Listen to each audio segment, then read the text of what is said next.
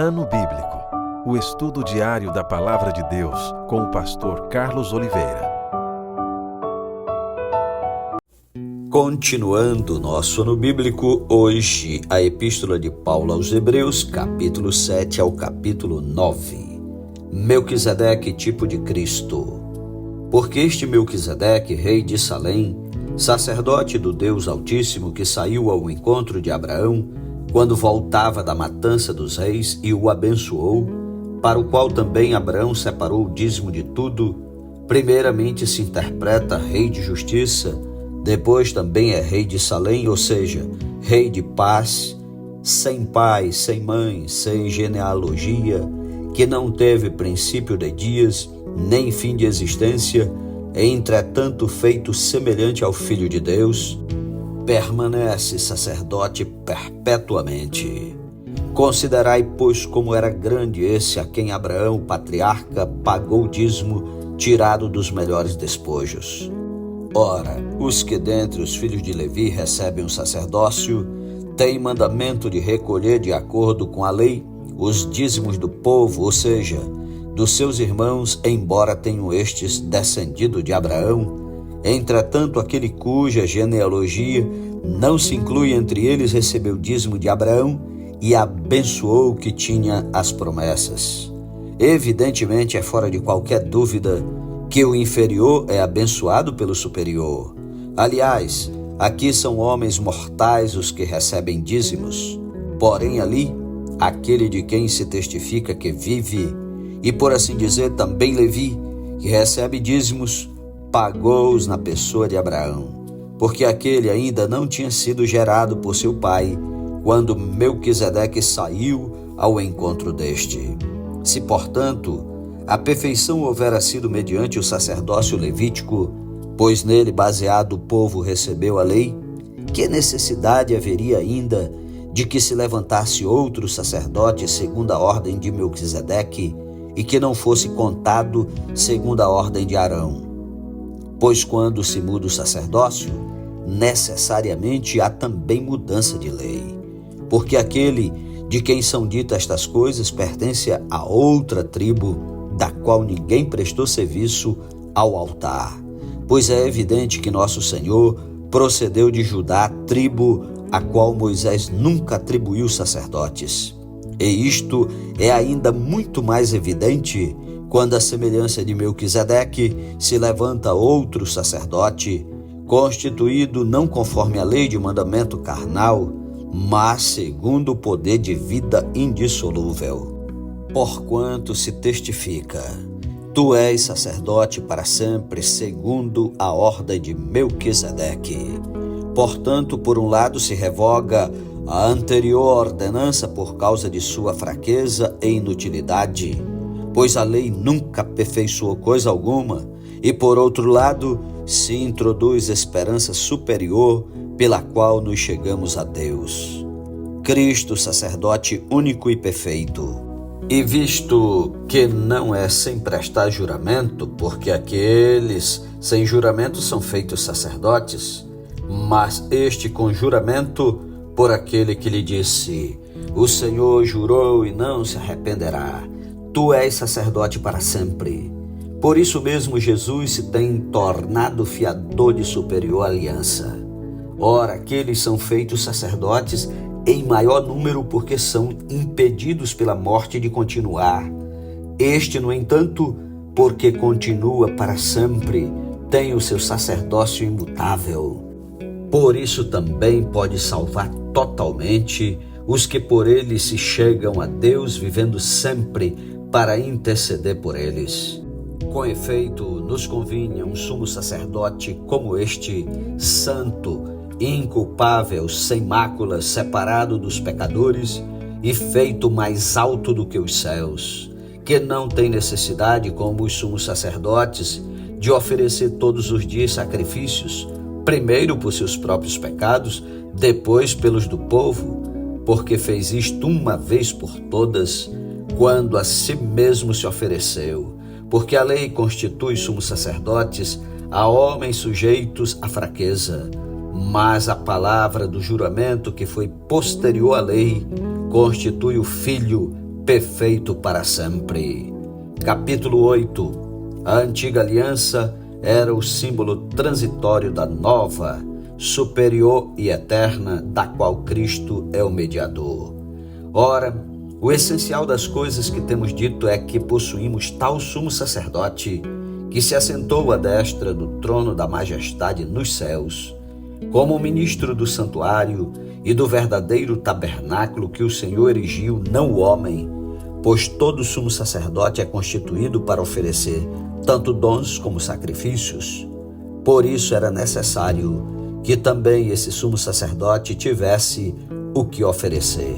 Ora, se ele estivesse na terra, nem mesmo sacerdote seria, visto existirem aqueles que oferecem os dons segundo a lei, os quais ministram em figura e sombra das coisas celestes, assim como foi Moisés divinamente instruído quando estava para construir o tabernáculo, pois diz ele: vê que faça todas as coisas de acordo com o modelo que te foi mostrado no monte.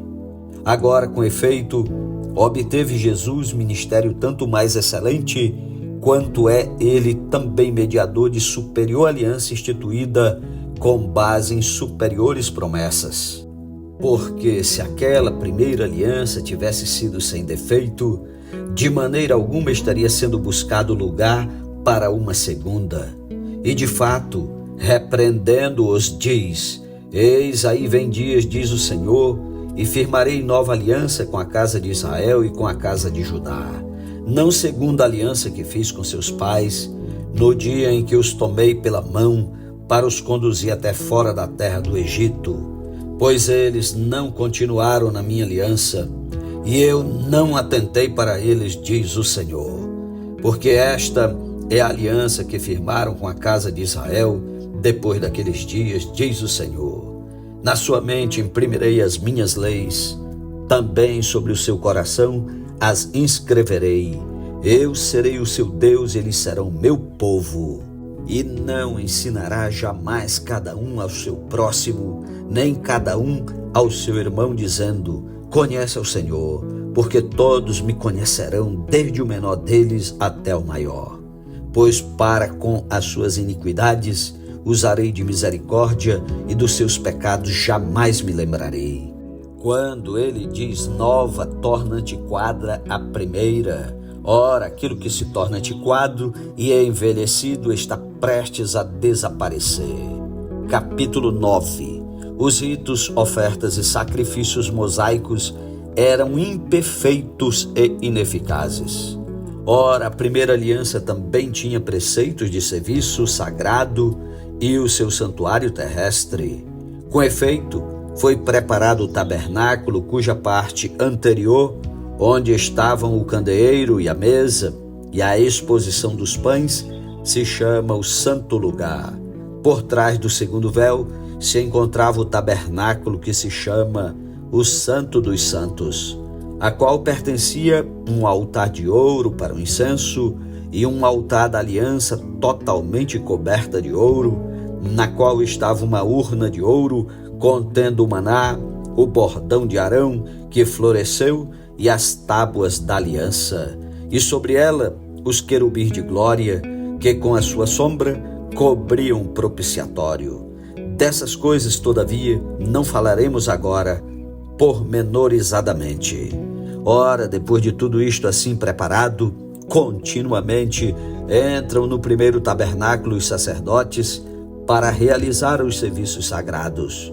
Mas no segundo, o sumo sacerdote, ele sozinho, uma vez por ano, não sem sangue, que oferece por si e pelos pecados de ignorância do povo, querendo com isto dar a entender o Espírito Santo que ainda o caminho do santo lugar não se manifestou, enquanto o primeiro tabernáculo continua erguido. É isto uma parábola para a época presente, e segundo esta se oferecem tanto dons como sacrifícios, embora estes no tocante à consciência sejam ineficazes para aperfeiçoar aquele que presta culto, os quais não passam de ordenanças da carne, baseadas somente em comidas e bebidas e diversas abluções impostas até o tempo oportuno de reforma. O sacrifício de Cristo não se repete, é perfeito e eficaz. Quando, porém, veio Cristo como sumo sacerdote dos bens já realizados, mediante o maior e mais perfeito tabernáculo, não feito por mãos, quer dizer, não desta criação, não por meio de sangue de bodes e de bezerros, mas pelo seu próprio sangue, entrou no Santo dos Santos uma vez por todas, tendo obtido eterna redenção. Portanto, se o sangue de bodes e de touros e a cinza de uma novilha, aspergidos sobre os contaminados, os santificam, quanto à purificação da carne, muito mais o sangue de Cristo, que pelo Espírito Eterno a si mesmo se ofereceu sem mácula a Deus, purificará a nossa consciência de obras mortas para servirmos ao Deus vivo. Por isso mesmo, Ele é o mediador da nova aliança, a fim de que, intervindo a morte para a remissão das transgressões que havia sobre a primeira aliança, recebam a promessa da eterna herança aqueles que têm sido chamados. Porque onde há testamento é necessário que intervenha a morte do testador, pois um testamento só é confirmado no caso de mortos, visto que de maneira nenhuma tem força de lei enquanto vive o testador. Pelo que nem a primeira aliança foi sancionada sem sangue, porque havendo Moisés proclamado todos os mandamentos segundo a lei a todo o povo, tomou o sangue dos bezerros e dos bodes com água e lã tinta de escarlate e hisopo, e aspergiu não só o próprio livro, como também sobre todo o povo, dizendo: Este é o sangue da aliança, a qual Deus prescreveu para vós outros.